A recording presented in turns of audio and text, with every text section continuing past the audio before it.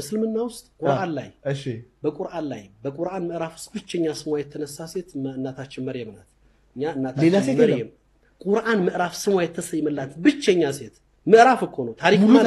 ታሪኩማ በጣም በሰፊው ነው እንግዲህ በእስልምና ውስጥ የንጽህና ተምሳሌት ተብሎ የሚጠቀሱ አራት ሴቶች አሉ የመጀመሪያዋ እናታችን መርየም ናት መርየም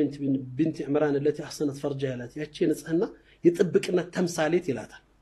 ብጽዕናት ቅድስት ናት ክብርት ናት የተመረጠች ሴት ናት ከዓለማት የተመረጠች ነች ይላታል ቁርአን ላይ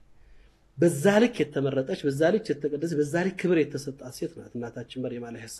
ሰላምና እዝነት በሷ ላይ ወረድና መርየምን የሚያነውር ሰው ይጠላት ማርያምን የሚያወግዝ ሰው ይጠላት ይሄ ያላወቀ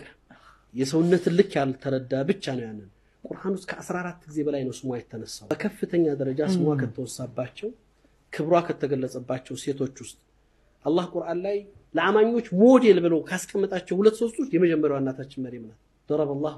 مثلا للذين امنوا امراه عمران الى الله ለነዛ ለአማኞች ምሳሌ አድርገን ያመጣናት ያቺ ኢምራን ልጅ ሴት ልጅ ሆነችው ክብርት መርየም ናት ይላል